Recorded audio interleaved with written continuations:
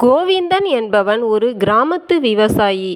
உடலில் நல்ல ஆரோக்கியமும் மனத்தில் நம்பிக்கையும் உழைப்பில் ஆர்வமும் அவனுக்கு அதிகமாகவே இருந்தது. கோவிந்தனுக்கு திருமணமாகி 2 ஆண்மகன்கள் இருந்தனர். குழந்தைகளுக்கு வயது 10, 15க்குள் இருக்கும். மூத்தவன் பெயர் ராமன், சிறியவன் பெயர் சோமன். அவருடைய மனைவியின் பெயர் கண்ணம்மா. கோவிந்தனின் தந்தை செல்வமும் செல்வாக்கும் பெற்ற பெரிய மனிதராக கிராமத்துக்கே தலைமை வகிப்பவராகத்தான் வாழ்ந்தார். ஆனால் அவர் மரணம் அடையும் போது அவருடைய செல்வமும் சொத்துக்களும் ஒன்றன்பின் ஒன்றாக போய்விட ஒரு துண்டு நிலம்தான் மீதி இருந்தது. சாகும்போது கோவிந்தனின் தந்தை தமது மகனை அருகே அழைத்தார். மகனே, ஒரு காலத்தில் நான் பெரும் செல்வந்தனாக இருந்தேன். நான் என் வாழ்க்கையை முடித்து கொள்ளவிருக்கும் இந்த நேரத்தில் ஒரு துண்டு நிலம்தான் மீதி இருக்கிறது. மேலும் இந்த துண்டு நிலத்தைத்தான் உனக்கு நான் கொடுத்துவிட்டு செல்ல வேண்டியிருக்கிறது என்பதை எண்ணும்போது எனக்கு மிகவும் வருத்தமாக இருக்கிறது. உயர்ந்த நிலையில் இருந்த நான் இப்படி கடைசி காலத்தில் தாழ்ந்து போனதற்கு காரணம் பிற்காலத்தில் நான் உழைப்பை மறந்துவிட்டதுதான். அதனால் நீ பாடுபட்டு உழைத்து மிகவும் உயர்ந்த வாழ்க்கை நடத்த முற்படு. அதனால் வாழ்க்கையில் நீ உயர்ந்து விட்டதாக உழைப்பை நிறுத்தி விடாதே என்று அறிவுரை கூறிவிட்டு அவர் உயிரை விட்டார். தந்தையின் கட்டளையை தன் மனதில் உறுதியாக ஏற்றுக்கொண்டு கோவிந்தன் கடுமையாக தன் தந்தை அளித்துச் சென்ற துண்டு நிலத்தில் உழைத்தான். உணவு, உடை, உறக்கம் இவற்றை பற்றியெல்லாம் பெரிதாக சிந்திக்காமல் எப்போது பார்த்தாலும் உழைத்து கொண்டே தான் இருந்தான்.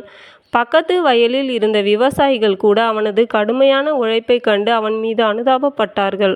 நீ என்னதான் கடுமையாக உழைத்தாலும் நிலத்தில் விளையக்கூடிய அளவு தானியந்தானே விளையும்.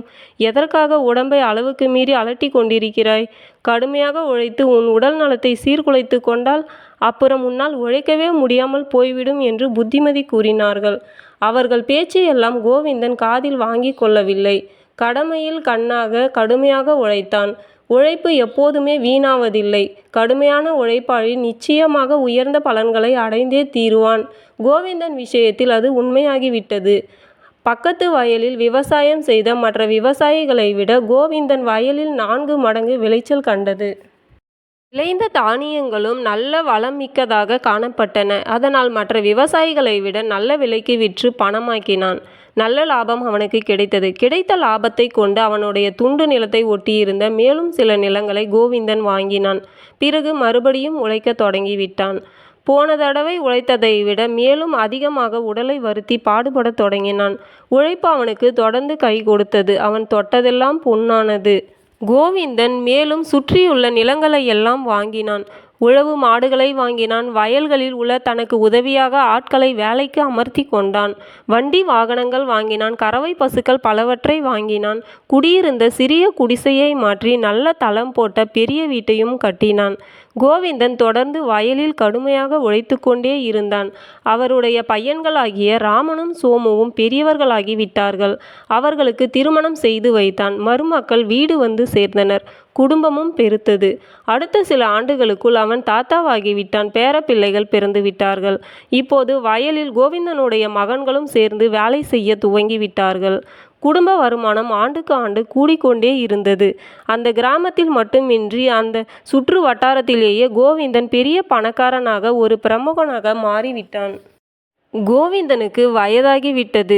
முதுமை காரணமாக ஏற்பட்ட தளர்ச்சி அவன் உடலில் பிரதிபலிக்க தொடங்கிவிட்டது. என்றாலும் அவன் வழக்கம் போல கடுமையாக உழைக்க தவறுவதில்லை. ஒரு நாள் கோவிந்தன் வயலில் உழுது கொண்டிருந்த போது அவனுக்கு சம வயதினான பால்ய நண்பன் ஒருவன் அவனை சந்தித்து உரையாடி கொண்டிருந்தான். அப்போது அவன் சொன்னான், நண்பா, இந்த முதுமை பருவத்திலும் நீ எதற்காக உழைக்க வேண்டும்? உனக்கு இப்போது என்ன குறைச்சல்? ஏராளமான நிலப்புலன்கள் உள்ளன. சொத்து சுதந்திரங்களுக்கு பஞ்சமில்லை.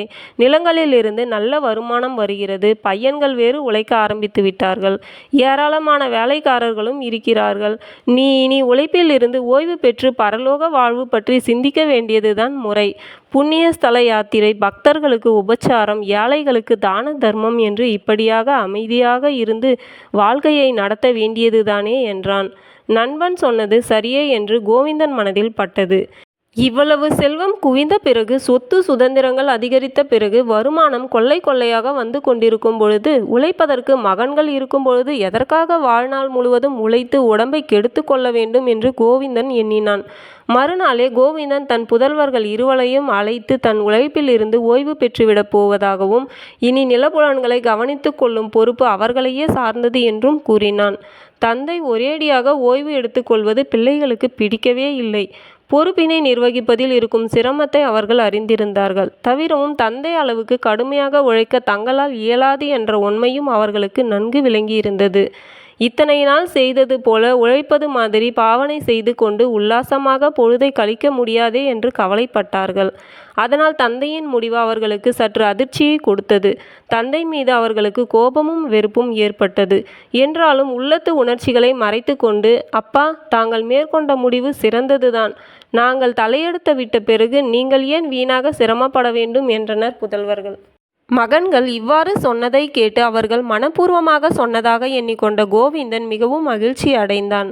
கோவிந்தன் வீட்டிலேயே தங்கிவிட்டான். வயல்வெளிகளுக்கு செல்வதை நிறுத்தி கொண்டான். அதிகாலையில் எழுந்து குளித்து முடித்துவிட்டு பூஜை அறைக்கு சென்றால் பூஜை வேலை முடிய குறைந்தது 2 மணி நேரம் ஆகும். பூஜை முடிந்த பிறகு காலை சிற்றுண்டி. பின்னர் தெரு திண்ணையில் வந்து உட்கார்ந்து விட்டால் வந்து போகிற ஏழை எளியவர்களுக்கும் பிச்சைக்காரர்களுக்கும் உதவியாக பணமோ பிச்சையோ போடுதல் போன்ற உபகாரங்கள் செய்து வந்தான். அந்த வட்டார மக்கள் அவனை வள்ளல் என்றும் பக்திமான் என்றும் வாயார நெஞ்சார பாராட்டினார்கள். இப்படியே ஓராண்டு காலம் கடந்தது. தான் பிறவி பயன் அடைந்து விட்டது போன்று மகிழ்ச்சி கடலில் மிதந்தான் கோவிந்தன். ஒரு நாள் காலையில் பூஜை முடித்து கொண்டு கோவிந்தன் பூஜை அறையை விட்டு வெளியே வந்தபோது ஒரு சுவரின் மறைவில் நின்று கொண்டு அவன் மனைவி கண்ணம்மாவும் மூத்த மகன் ராமனும் ஏதோ பேசி கொண்டிருப்பது அவன் காதில் விழுந்தது. அதை நின்று கவனித்தான். அம்மா, அப்பாவின் பூஜை செலவு மட்டும் ஒரு நாளைக்கு 5 ரூபாய் ஆகிறது. ஒரு நாளைக்கு 5 ரூபாய் என்றாலும் மாதத்துக்கு 150 ரூபாய். இவ்வளவு பணத்தை அவர் வீணாக்குவதை எவ்வாறு சகித்து கொள்வது என்று ராமன் கோபத்துடன் கூறினான். உன் அப்பா என்ன வீண் செலவா செய்கிறார்? பூஜைக்குத்தானே செலவிடுகிறார். பூஜை செய்வது நல்லதுதானே என்றாள் அம்மா. பூஜை செய்வது நல்லதுதான். ஆனால் பூஜைக்காக ஆகக்கூடிய செலவை நாங்கள் அல்லவா சம்பாதிக்கிறோம், அப்பாவா சம்பாதிக்கிறார் என்றான் ராமன். இந்த சொற்கள் சுரீர் என்று கோவிந்தனின் உள்ளத்தில் பாய்ந்தது. தன் மூத்த மகனுக்கு இப்படி ஒரு மனநிலை இருக்கும் என்று அவன் கனவு கூட காணவில்லை. ஏதோ தெரியாத்தனமாக பேசுகிறான் என்று எண்ணியவாறு சாப்பிடச் சென்றான் கோவிந்தன். சாப்பிட்டு விட்டு சென்று திண்ணையில் அமர்ந்தபோது வழக்கமாக தான் அளிக்கும் உதவிகளை எதிர்பார்த்து நிற்கும் ஏழைகள் கும்பலை அங்கே காண முடியவில்லை. ஒருவர் கூட இல்லாமல் போனது அவனுக்கு ஆச்சரியமாக இருந்தது. வீட்டுக்குள்ளிருந்து அப்போதுதான் வெளியே வந்த சின்ன மகன் சோமனை நோக்கி, என்னடா தம்பி, வழக்கமாக இங்கே வருகிற ஏழைகள் ஒருவரை கூட காணவில்லையே, அவர்கள் வேறு எந்த பக்கமாவது நிற்கிறார்களா என்று வினவினான். வந்தவர்களை எல்லாம் அண்ணா போக சொல்லிவிட்டார் என்றான் சோமன். அவர்களுக்கெல்லாம் ஏதாவது கொடுத்து அனுப்பினானா என்று கேட்டான் கோவிந்தன். இல்லை, வெறும் கையோடு தான் அனுப்பிவிட்டார் என்றான் சோமன். ஏன் என்று வினவினான் கோவிந்தன். ஏழை மக்களுக்கு உதவி செய்வதனால் நிறைய பணம் செலவாகிறது என்று அவர்களை இனி வரவேண்டாம் என்று அண்ணா கூறிவிட்டார் என்றான் சோமன். உன் அண்ணன் பேச்சு வேடிக்கையாக இருக்குதடா. ஏழைகளுக்கு உதவி செய்வது கடவுளுக்கு விருப்பமான செயல்தானே, அதனால் புண்ணியம்தானே கிடைக்கும் என்றான் கோவிந்தன். சுவாமிக்கு அது விருப்பமான செயலாக இருக்கலாம், புண்ணியமும் கிடைக்கலாம். ஆனால் அதற்காக ஆகும் செலவுக்கு நாங்கள் அல்லவா உழைத்து சம்பாதிக்க வேண்டியிருக்கிறது என்று கூறியவாறே சோமன் வெளியே போய்விட்டான். அந்த பேச்சை கேட்டு கோவிந்தன் மனமடைந்த வேதனைக்கு அளவே இல்லை. தன் குடும்பத்தில் ஏதோ ஒரு மாதிரியான புயல் வீச தொடங்கியிருக்கிறது என்பதை மட்டும் அவன் விளங்கி கொண்டான். 2 நாட்களுக்கு பிறகு ஒரு நாள் மதியானம் தம்மை நாடி வந்த ஒரு சன்னியாசியுடன் உற்சாகமாக பேசி கொண்டிருந்தான் கோவிந்தன். சாப்பாட்டு நேரம் வந்தது. அவன் மனைவி கண்ணம்மா வெளியே தலை நீட்டி சாப்பிட வாருங்கள் என்றாள். சாமியாருக்கும் ஒரு இலை சேர்த்து போடு என்று உத்தரவிட்டான் கோவிந்தன். சற்று நேரங்கழித்து கோவிந்தன் எழுந்து உள்ளே சென்று சாப்பாடு பரிமாறப்பட்டு விட்டதா என்று கவனித்தான். ஒரு இலை மட்டுமே போடப்பட்டிருந்தது. மனைவியை கூப்பிட்டான் கோவிந்தன். கண்ணம்மா சாதத்தட்டுடன் வந்து கொண்டிருந்தாள். என்ன என்று கேட்டாள். ஓர் இலை மட்டும்தானே போடப்பட்டிருக்கிறது, 2 இலை அல்லவா போட சொன்னேன் என்றான் கோவிந்தன். உங்களுக்கு மட்டும்தான் ராமன் சோறு போட சொல்லியிருக்கிறான். வருகிற சாமியார்களுக்கெல்லாம் சோறு போட்டு கட்டுப்படி ஆகாது என்று சொல்லிவிட்டான் என்றாள் கண்ணம்மா. இந்த சொற்களை கேட்டு கோவிந்தன் துடிதுடித்து போய்விட்டான். இதற்கு என்ன அர்த்தம்? அவன் என்ன நினைத்து கொண்டிருக்கிறான்? என் விருப்பப்படி ஒரு சாதுவை சாப்பிட அழைக்கக்கூட எனக்கு உரிமை இல்லையா என்று கூச்சல் போட்டான். ஆமாம், பையன்கள் கஷ்டப்பட்டு உழைக்கிறார்கள். அவர்களுக்கு பணத்தின் அருமை தெரிகிறது. நீங்கள் உழைக்கிறீர்களா, சம்பாதிக்கிறீர்களா என்று திருப்பி கேட்டுவிட்டு கண்ணம்மா இலையில் சாப்பாடு போட்டாள். கோவிந்தன் சிறிது நேரம் அவளையே முறைத்து பார்த்து கொண்டிருந்தான். பிறகு வெளியே சென்று திண்ணையில் உட்கார்ந்திருந்த சாமியாரை அழைத்து வந்து இலையில் உட்காரச் சொன்னான். அவர் சாப்பிட்டு முடியும் வரை அருகிலேயே உபசரித்தான். சாப்பிட்டு எழுந்ததும் அவரை வழி அனுப்பிவிட்டு திண்ணையில் வந்து பட்டினியாக படுத்து கொண்டான். கொஞ்ச நேரம் கழித்து கண்ணம்மா வந்து எட்டி பார்த்தாள். சாப்பிடலையா என்று கேட்டாள். அது எப்படி சாப்பிட முடியும்? உன் மகன் ஒரு ஆளுக்கு தானே சாப்பாடு போட சொல்லியிருக்கிறான். ஒரு ஆள் சாப்பிட்டாயிற்று, நீ போகலாம் என்றான் கோவிந்தன். ஏன் இப்படி குருட்டுத்தனமாக பேசுகிறீர்கள்? மூத்தவன் நியாயத்தை தானே சொல்கிறான். வெயிலில் உடல் கருக பிள்ளைகள் உழைத்து கொண்டு வரும் பணத்தை செலவு செய்து ஊருக்கெல்லாம் சோறு போட்டால் கட்டுப்படியாக முடியுமா? தினம் இதே மாதிரி செய்து கொண்டிருந்தால் கொஞ்ச நாளில் நாம் ஓட்டாண்டியாக வேண்டியதுதான் என்றாள். கோவிந்தன் ஏளனம் துணிக்க சிரித்தான். உண்மைதான் அம்மா. ஏழை எளிய மக்களுக்கு ஒருவேளை சோறு போடுவதனால் நம் வீட்டு செல்வம் அழிந்துதான் போகும். நான் இன்று பட்டினி கிடந்து உன் மகன் பணத்தை கொஞ்சம் மிச்சமாக்குகிறேன் என்று கூறிவிட்டு கண்களை மூடிக்கொண்டு படுத்து கொண்டான். கண்ணம்மா என்ன அழைத்தும் கோவிந்தன் அப்புறம் பதில் பேசவில்லை. சாப்பிடலையா என்று கேட்டாள். அது எப்படி சாப்பிட முடியும்? உன் மகன் ஒரு ஆளுக்கு தானே சாப்பாடு போட சொல்லியிருக்கிறான். ஒரு ஆள் சாப்பிட்டாயிற்று, நீ போகலாம் என்றான் கோவிந்தன்.